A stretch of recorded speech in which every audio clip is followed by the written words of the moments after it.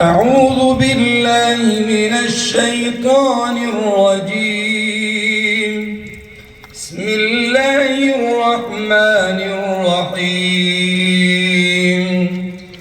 سبحان الذي أسرى بعبده ليلا من المسجد الحرام إلى المسجد الأقصى الذي باركنا حوله لنريه من آياتنا إنه هو السميع البصير.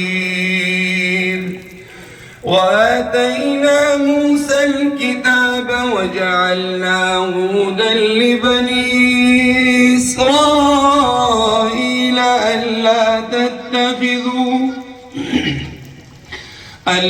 تتخذوا من دوني وكيلا ذرية من حملنا مع نوح إنه كان عبدا شكورا.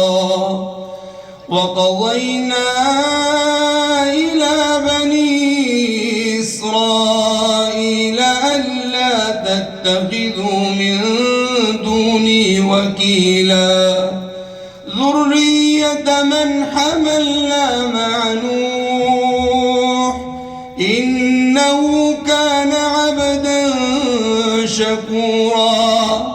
وقضينا إلى بني إسرائيل في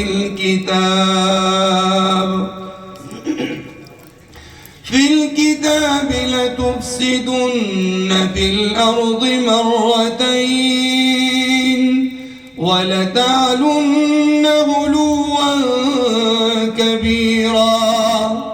فإذا جاء وعد أولاهما بعثنا عليكم عبادا لنا أولي بأس شديد فجاسوا خلال الديار وكان وعدا مفعولا. ثم رددنا لكم الكرة عليهم وأمددناكم بأموال وبنين وجعلناكم أكثر نفيرا. إن أحسنتم لأنفسكم وإن أسأتم فلها. فإذا جاء وعد الآخرة ليسوءوا وجوهكم وليدخلوا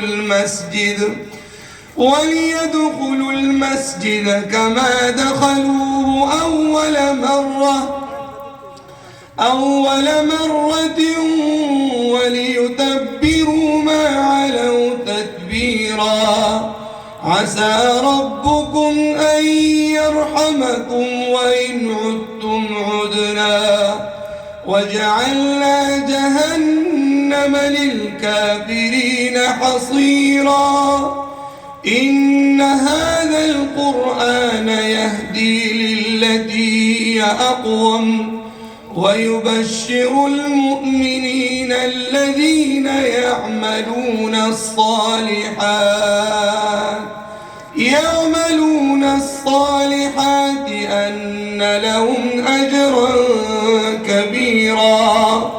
وأن الذين لا يؤمنون